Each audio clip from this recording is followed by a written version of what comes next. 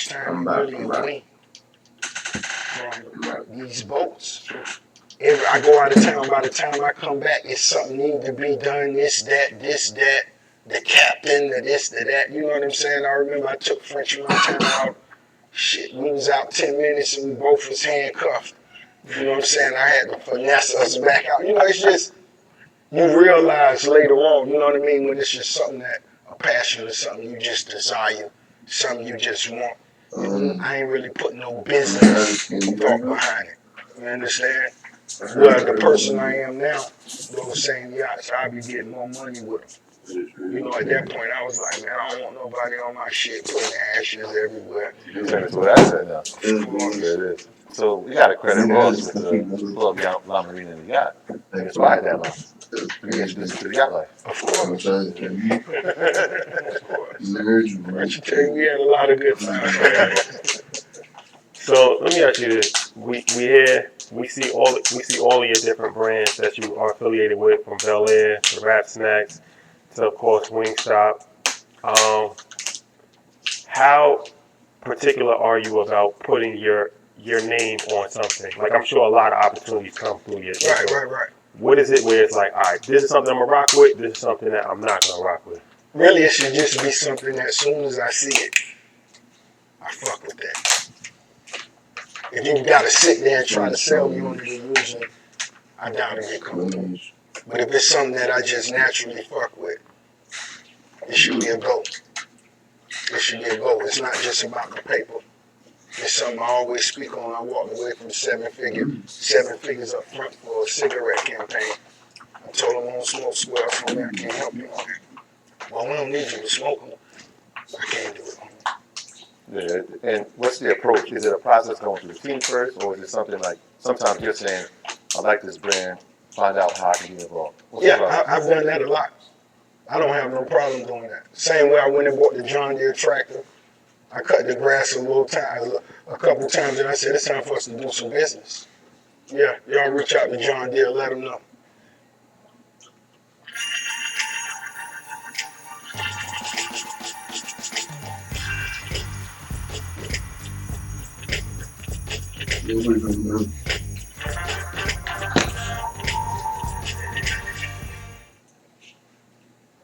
I started putting them on my Snap.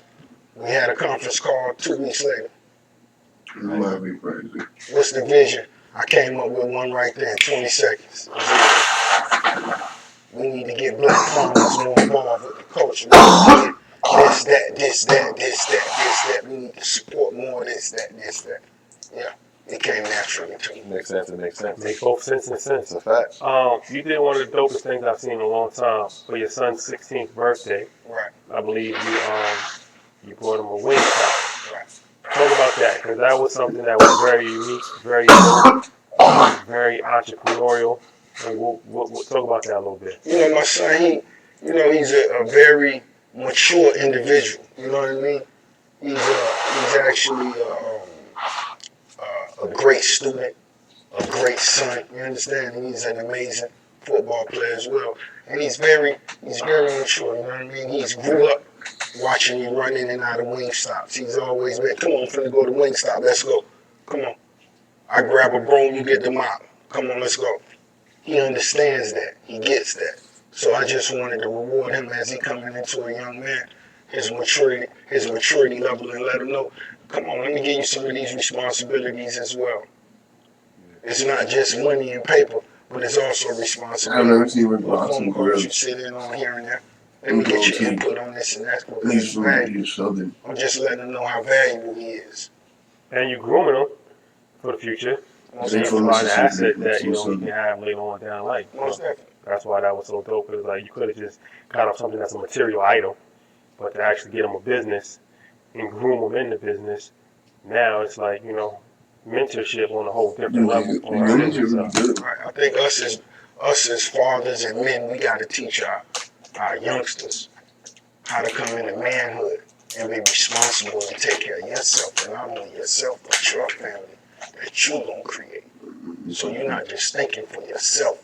You got to be in a position on a level to think and take care of others. Well, I don't get the number wrong, but because every time we read about it, there's another Wingstop location that you've added to the portfolio. We know that McDonald's owns majority of the real estate that they put their franchises on. Is that something that you guys are envisioning long term? Like we're going to get the land and put the Wingstop locations on it, or are we leasing? What's the process now for you? It's really depending on the situation because there are spots where we own the land as well as spots where we lease the land. A lot of times when we came into positions where we bought 3 or 4 at a time because a lot of times you get offers from other franchisees. You know, we know each other, we communicate with each other. There's other franchisees that want to make a move or do this or do that. Cool. They reach out to us what situation you in. Sometimes they own the real estate, sometimes they don't. You know what I mean? So you got Wingstop, Stop, two separate things, or is this like a new venture, or is it a branch off from the process? It's most definitely under the Wingstop umbrella, but it is something totally different. Yeah. You know what I mean? Gotcha. Which was really dope. It was a concept the team brought together. I gave him my input. Charlie Morrison, the CEO, he seen the vision. I told him let's shoot the commercial at the Promised Land. It shouldn't take us more than 2 hours on it. We lined Rolls Royces up and told them to come to the website, and it exploded. So it's something that we most definitely extended when really it could have just been a limited time only. Last night watching the Lakers game, the commercial ran. So make sure y'all, you know what I'm saying, go to that stuff, you know what I'm saying?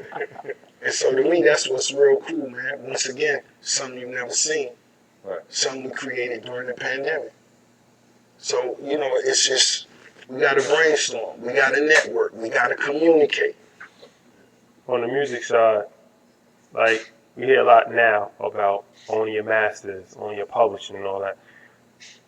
Who educated you on the importance of masters publishing? Because I feel like there's not a lot of mentorship, which is why a lot It's of not. artists It's keep not. on. And as an artist, and not to cut you off, but that's something I had to learn myself. And the sad part about it is, a lot of times as being a young artist, I used to make songs dissing, you know, CEOs or anybody I was doing business with when a lot of times they wasn't even in position or they weren't even owning their masters. So it's something that you actually gotta, oh, okay, woo, woo, woo, woo, woo. And so, you know, the first situation I was in was X amount of records. And of course, as I'm delivering my albums, you know, I'm learning. I'm asking more questions. Okay. The bigger I got as an artist, the better attorneys I got. The more, okay, this the play. Okay, you have 2 more albums under this contract. After that, we finna renegotiate. Oh, you're gonna own your masters. You're gonna do this. Okay, so this the play. And so as a young artist, a lot of times you come into the game, you're not gonna own your masters. Yeah. Because not who's there to really educate. Right, so you went from the artist. Let's start as an artist. You started out writing for people. Right. I started out as a writer. As a writer, 10 years, the process of getting to hustling, which is the song that catapults your career. But I want to talk about 2014 because you said you had to make a decision based on being the owner of a label. Biggest star at the time, Meek Mill, outside of yourself, about to go to jail, and you compromise your creative process. Can you talk about the mindset behind that, and then looking back, saying like, you know what, I should have never did this. Well, you know, everything I've done as a boss in that MMG, man, I enjoy it, and I'm proud of it. Most definitely, Meek Mill, Wale, just the whole team, Gunplay, all my squad, because all my homies can still be creative based on their time frame. I give everybody their freedom to do whatever the players you want to do. You your own boss. You know what I mean? Even in this partnership, you your boss. Whatever it is, let's go. I'm going to support what your vision is. And, you know, I don't have no regrets. Perfect day to boss up. So, what made you get into the literature game and actually you've been dropping gems for a long time. Like, your interviews always go viral, clips on Instagram, all of that. People always look at you as one of these business thought leaders. What made you actually want to say, okay, I want to actually put the pen to paper and actually put it in book form? It goes along with everything else I'm doing. You know, to me it was really simple. One time for Neil Belk, you know what I mean? My homie who actually, you know, sit next to me and just put the pen down as I'm, you know, talking my shit, 6:37 in the morning. And that's what it is. I feel the film is next. I already got the first scene of the film I want to do. You writing it? Of course. Already got the first scene. The first scene gonna be dope, right? The first scene gonna be dope. You know what I'm saying? I'm gonna be getting ready. I'm finna fuck a chick, right? Of course. Why not? Yeah. That's how you gotta start moving, And right? so I've been out in the street all day. I take my money out. I put my pistol on the dresser, and then I got a shit bag. So I take the shit bag off, put it on the dresser. Some of the shit kind of spilled the chicks, you know. Like a catheter? Romantic comedy. Oh, we finna be getting to the money. You know what I'm saying? We gonna be getting to the money. It's gonna be epic. This is gonna be number one. Yeah. But I just feel like, you know, when it comes to being creative, we all need to take advantage of our assets. Better shouldn't have to cost more. At Verizon, plans start at just $35. And if you're not a customer, we'll help cover the cost to switch. Everyone gets $1,000 when they join. Offer ends November 17th. Yeah. Let's take advantage of it. That's something we can do. If we could communicate, we most definitely are authors. You naturally an author, homie. And then if you most definitely got something that's valuable for others to absorb, you an author. So let's not leave that untapped. One of the things you've done, you said that Promised Land pays for itself. You turned it into an asset. And since you brought up film, obviously, you know, Superfly was shot here, and we all know that Coming to America 2 was also shot here. What are some other ways that you use this property as an asset to generate more revenue? I mean, just from of course, film, different films, videos, visuals, the automobiles, and the list just goes on. The list goes on. You'll be amazed how many offers I get every week for marriages and this and that. Yo, we just want to rent it. How much is it per hour? It's just, you know, we've you know, put it on a platform and in a position where it's just something that people from different countries want to come. How can we experience this? You know what I'm saying? For people who visit in the city, who visit in Atlanta, they come out here and just, I had to tell the security, let's not waste energy trying to stop people from taking a picture in front of the gate. It's like Buckingham Palace. We can't fucking stop it. You know what? It's a really smart idea because it reminds me of the Versace mansion in Miami, where now people get married there and they have bar mitzvahs there. So it's like, all right, you have this amazing, you know, estate, and now it's actually turned into a tourist destination. People have parties here, and it's like now once again turning the liability into an asset, and now you actually can make money. Most definitely, visuals you wouldn't even imagine. The video list would go on and on. From Skip Marley, they was playing soccer. You wouldn't have knew that was on the Promised Land. You know what I'm saying? That's incredible. Yeah. The list just goes on. You know what I'm saying? So, and that's one thing we're about, good business. Let's keep it simple. Let's do good business. That's what it's about. How important being a boss? Everybody always says boss, but they don't understand the responsibilities of being a boss. So, how important is it to be diplomatic as a boss? Because it's like, as a boss, people have all kinds of issues. They come to you with everything. You might want to actually physically attack somebody, but you can't. You got to deal with this person this way, that way. Like, what's the? We actually spoke of it in the book. You got to manage your emotions. You must manage your emotions. You got to master the art of taking the L. Because being the boss, you're going to lose, you're going to win. You know? So you got to be able to grow and take from whatever the situation is, regardless of what it is. And sometimes I may not be the best at dealing with my emotions. Sometimes it's like that. But overall, you know what I mean? I leave my door open for good business. And that's more important than my emotions. You ever just wake up like, what the fuck? What the fuck I happened? do it all the time. That's what I'm trying to tell you. Nigga, look at this shit. Nigga, this shit, y'all niggas crazy. But you know, it just remind you, it ain't nothing nobody can't stop you from doing. I don't know how many cars we got. That motherfucker so clean. That station wagon, come on, man. I hadn't even seen one of them before. I ain't drove that one, or that one yet. That's the real old school. That's a real old school station wagon for real, for real. I spend 100 on the old school every month. 100 every month. I don't even. I call it, hey man, it's how I like it. Send it. You know, one of the things you said about the assets generating revenue was cars. And I know a lot of times you do them for shoots and sometimes for films.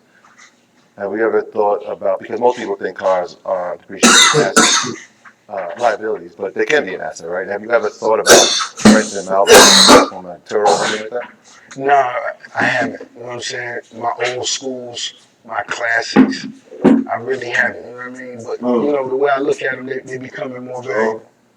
You know, my Chevrolets, the 55, 56, 57s, I just think about the position my son, you know, my kids are being celebrate that 100-year anniversary for those 57 Bel Airs, and how much will they be worth then? I'm in the 7 figures. Old school costs more than new school. Yeah. And for everybody that's watching, if you got old schools, if you do want to sell your old school, I'm finna give you some game. I don't give a lot of people game like this. But if you got an old school you want to sell, let it get dusty. Let the dust settle. Because when they come to buy it, tell them, you know, hasn't been drinking in 3 years. So I'm hearing talks about the motherland. I believe it's pronounced Tanzania. You looking at some real estate over there? There's some rumors about that? Man, what I had was I actually had an interview. And I was speaking with one of the cool DJs over there.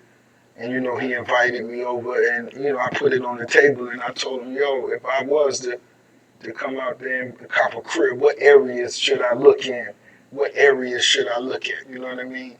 And he told me a few areas and, you know, I just left it at that. You know? But, you know, I love to travel.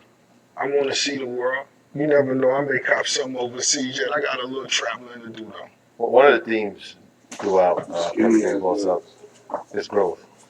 And you spoke about it when you said, you know, keeping it cool. You talked about the incident with the reporter who said that they created the story of that, yo, he's a correctional officer, and how that ended up costing you hundreds of thousands. You spoke about the incident at the Breakfast Club where you said, you know what, I was trying to make a joke that just didn't come across correctly. What did it take for you to get to this point of growth and maturity? Because now it becomes like, I think for a generation of people, it's like, yeah, Rick Ross known for music, but at this point he's a boss, and now he's a mature man and a father. Were there some processes that were going on in your life that brought you to this point? It's so obvious.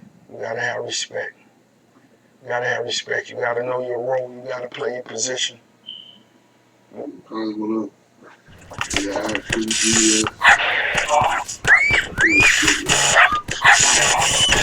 Hear yourself. Think.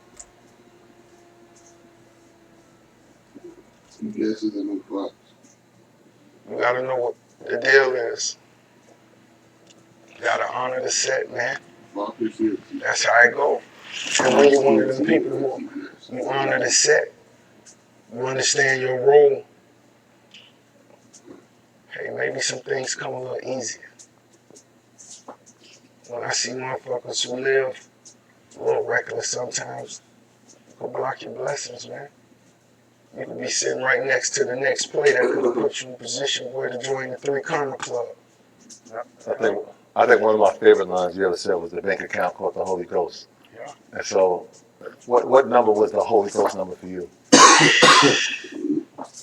Or how many commas? Man, you know, to me, you gotta understand the type of mother I got. You know what I mean? She a real boss. She, you know, she by the business. She put me first. You know what I'm saying?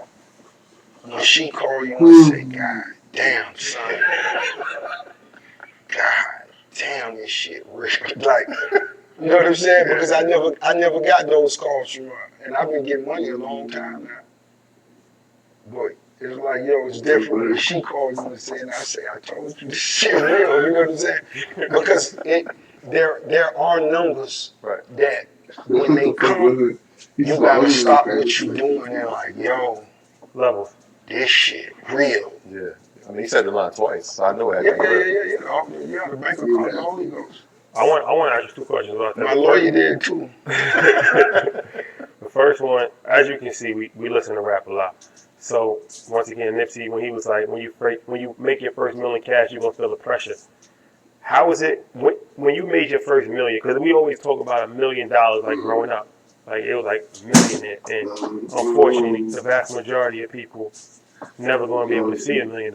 So when you saw your first million, how did that feel? Like, was that just an ill moment for you? And when did you start feeling? Did you start feeling that type of pressure? Like, damn, I'm on the other side of this thing now. When I sat down with Jay and L.A. Reid, I got a 7-figure advance right off the rip for, my first album. I wasn't satisfied though. And most definitely that might have been at the top of the list. I scratched that bitch out. You feel me? But it's too much more history to make. So like I said, I got that advance and I had to spend shit. I already had a crib. I already had my 745 beam and, with other little whips I had just for doing my thing. So I just stayed focused on the grind. That whole first year, when you go back and listen to all my records really from '06, my voice hoarser than a motherfucker because I was doing shows and verses every day. I ain't give a fuck. I wasn't leaving nothing on the table. Nothing. And that's still my mentality right now. That's still my mentality right now. Me and Jeezy was just having a conversation about this a day or two ago. I'm still that same person, regardless of how, whatever the fuck we got. If somebody come over here and they talking about, I'm going to tell them, come drop that off and bring the rest the next day. That's just rose. It's just, it don't matter. No. Why not? Let's do something we ain't never seen. Make history. That's what it's all about. If it ain't history, that shit's small talk, man. What's the like? Where you at now? Crazy amount of money. I'm sure you got accountants, you got estate planning attorneys, all of that. But how important is it to actually keep an eye on that? Because we interviewed Fat Joe, shout out to Joey. He was telling us he went to jail because his accountant was supposed to be paying his taxes for him, but his accountant was actually stealing the money. He didn't actually realize it, and by the time he realized it, it was too late. R.I.P. to that nigga, Rose. R.I.P. to that nigga. R.I.P. to that nigga. I would have pulled some of that VR out for that nigga. Like, nigga, you crazy. Mafia music video part 2. Oh, man. God bless you, nigga. God bless you, nigga. You crazy. But I mean, do you think about stuff like you have like people that watch accountants watching accountants? Like, how do you make sure that doesn't happen? You don't really need accountants watching accountants. You just need the right one. Too many motherfuckers watching motherfuckers. You expecting problems. I ain't gonna do that. Once you've been put in position, you're liable and you will be held accountable and you're responsible for your job that you get compensated for. And we only here for one thing. We want to win. I want to see you win just as much as I win, brother. Now, if you can't handle this, if there's too much paper for you, bow out. Check out. Because they ain't going to call me and tell Rose that the money been gone and the people did it and the I'm going to say I'm finna hang up. You call back in 5 minutes and tell me you made a mistake and called the wrong name. Nicky Torrentino, from Casino, remember? Remember that scene? Shit, y'all niggas crazy. Y'all niggas crazy. Give him 10. So, the promised land model, because I think this could be replicated. Right? Can't be replicated. No, in the sense of, for you, in the sense of, you found a property that was undervalued, you bought it, you turned it into an asset, and I'm thinking long term, or even now, is this something that you look to do in other parts of the country? Because you got one here in Georgia, I'm sure you got property in Miami, and the other parts of the country that you're interested in doing something similar to this. I mean, this is a unique situation, and I'm sure, it'll be hard to recreate this. But am I still looking for real estate? Am I still looking for property investment, so on and so forth? Of course, brother. We ain't gonna never stop doing that. I've won on every piece of real estate I have, even though I didn't get into it to flip it, and I just got them and copped them. I still got them. I bought a crib that the homie Amari Stoudemire sold. I still haven't slept in that bitch once. But guess what? The value is, I could sell that same house for possibly maybe $3 million more than I purchased it for. And when I walked in there, I told the lady, this is my house. The real estate agent was like, what do you mean? Baby, this Rose, how you doing? Give me my shit, you know what I'm saying? And that's what it was. You know what I'm saying? And for me, real estate has always been a good thing, and that's something my mom always told. Because when we grew up at, them houses might have been $50,000 at the time. The same houses, shit, $500,000 now. Yeah, we've seen the gentrification happen in Miami. Wynwood. It's so crazy. I was in Wynwood years ago, and I was driving through Wynwood. I had never really seen a neighborhood that bad. Like, it was like crazy. I'm like, it's like the 80s. Fast forward 5 years later, it was like the hottest speakeasies, taco spots. Taco spots, tequila joints, everything. They moved all the bums out, all the niggas out, all the blacks out, all the Hispanics out. Forced the homeless motherfuckers to go on the other side, and they getting to the money. That's a fact. And Rose sitting here saying, okay, we got to know how we look at things now. We can't look at it for the current state that it's in. What's the potential? What's the potential? Because owning a shitty building on the corner that they knocked down 15 years later and put a high rise on could have made you $25 million. Yeah, that's what Jay said. Yeah. I could have bought a building in Dumbo, 5 million years later, 20 million. Dumbo. So is that something you're looking to do? Definitely go back to, or feel a responsibility to go back? We most definitely want to educate and then invest. We buying shit without a doubt. And we being that example. Whether it's in Miami, whether it's in Mississippi, wherever it's at, it don't matter. We getting in all the areas that we fuck with. Cannabis, shout out to my partner Berner, we finna do big things. I look forward to opening my first goddamn dispensary on Collins Ave, and that bitch gonna make $1 million a day. Is that separate from cookies, or is that in partnership? Yeah, it's a partnership I did with Berner. You know what I'm saying? That's been my favorite strand for 15 years. So once it, yeah, it's a no-brainer. That shit easy. Yeah, we've been, well, there's some people that we know that frequently visited cookies. Yeah. It's a gold mine, right? It's a cash business. That shit is a $1 billion enterprise, without a doubt. It's $1 billion. And it's obviously something that you're interested in. Almost definitely. I love it. It's too easy. Have you ever thought about like having some level, because you're so wise, so smart, but unfortunately a lot of people still coming into the music, or just entrepreneurs in general, some level of mentorship on a why? Most definitely. Most definitely, and that's what we just had a couple weeks ago. We called it the first annual Boss Up. Yeah, we was out of town for that, but a couple of our friends went there. Yeah, my partner Alex Boston, he's sitting in here, he back in, he over there somewhere. And once again, he played several roles on the team, but that's what we did. We got 40 other entrepreneurs in the room together over a weekend, and we all just, mastermind. that's all we did. And man, it was so valuable. I learned from them and vice versa. We learned from each other. Now let's share each other's platforms. Let's share each other's connections. Let's share each other's resources. We watch certain people go. Idolize them. Number one, because of their talent in music. But unlike them, you're actually involved in educating the process and going through the process with the people, right? We watched you grow into this. We always say you're the boss, but we've actually seen it come to fruition.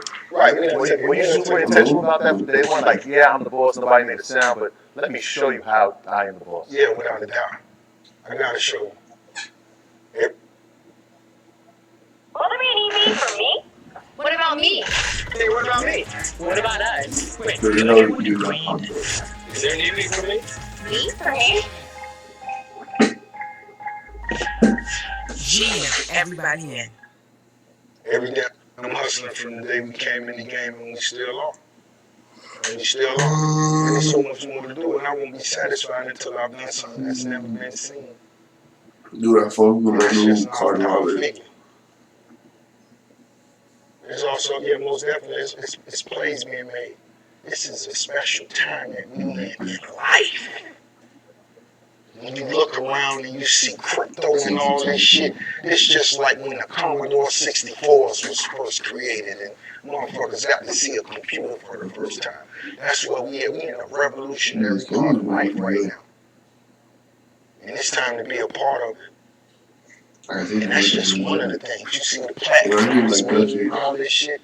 Create your own TV channels right now. Yeah, we know a thing or two about that. You know what I'm saying? And so, yo, man, I'm inspired. That's a fact. Your partner Tommy Duncan in Jet Dot, he told us, he said, every industry is up for disruption right now because of social media. There's nothing that can't be disrupted right now. Right, right, right. There's too many ways to make a. The goal used to be $1 million. It's a B now. Now it ain't even $1 billion no more. That's become local. Mark Cuban said that to us. He That's said, local now. if you have $1 million, you should be walking on eggshells right now. Yeah. You should be scared because you're $1 million? if you have $1 million. Oh, man. Man, you got one ticket. Well, you got a.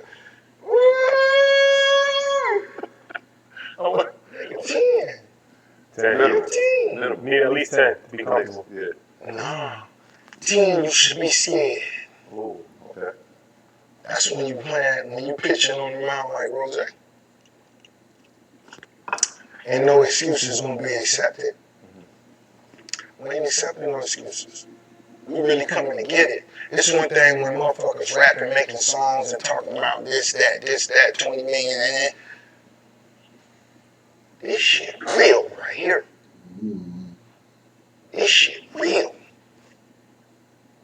We accumulating. Fuck all that fancy shit, because it's a real big difference in who doing it and who talking about doing it. It's the evolution. Like, I feel like our heroes growing up, they never got a chance to mature. Like when Big said the rings and things you sing about, bring them out. That was what he knew. He was 23 years old. But it ain't really about rings. It's about... No, we most definitely. No, but I'm saying that's important. That's important. I understood exactly what But I'm saying that this is what, you know what I'm saying? Now it's like the evolution of the businesses, the money that you're talking about, bring them out. Without a doubt. We never got to see him. And we never got to see him grow to that point. But he most definitely gave us the vision. Absolutely. And said it. Yeah. Because that was the pace Big was on. You know what I mean? Yeah. He inspired me in a whole nother way. That's what I said. You know what I'm saying? B.I.G. reincarnated, you You said. know what I'm saying? The way he inspired me and gave me game. There's no way just listening to his level of maturity, his vibe, and his rhymes, you could have told me, even though I knew it, you could have told me Big was 23 back then. The influence he had on the game, man, that shit was priceless. But we most definitely, he was letting you know. Because every time I was watching YouTube back then, and he was in a burgundy Land Cruiser, I was like, I need a Land Cruiser. I want a Land Cruiser, you know what I'm saying? Yeah. You brought up crypto, and I know you actually were in the space and somewhat, maybe a partnership with G Shiba. Can you talk to us about what the partnership is and You know, they came through, you know what I'm saying? They put some things on the table. They was with a homie of mine. And, you know, I just embraced them. I embraced them, showed them a lot of love. And, you know, right now, there's so many, I'm getting approached about crypto, NFTs, this, that. Oh, man, Rose, you can make $1 million on the NFT. I say, I'm not really inspired, homie. I'm one of them dudes, you got to drop the bag on the table. Poof. Or the confetti got to fall. Poof. Other than that, you know, because it's a lot of talking. It's a lot of talking. All that shit stops, all that shit. It's a lot of talking. Oh, Rose and we made so much money. Then why you even tell everybody? Because if I was making all that money, you were talking about it, I wouldn't even be telling you motherfuckers. I'd be running that shit up so much. That's where we run into the problem, though. If we have education, right? No, I'm just saying because when are you gonna show us the dudes that's really? All I ever seen the dudes from the stocks and all that. I seen the Bernie Madoffs and all that shit. And for years they thought them dudes was winning big. But once again, I never really had experience in those areas. So guess what? The things I knew how to do was going by real estate, something I could touch. Right. You know what I'm I saying? mean, And that's what I'm back.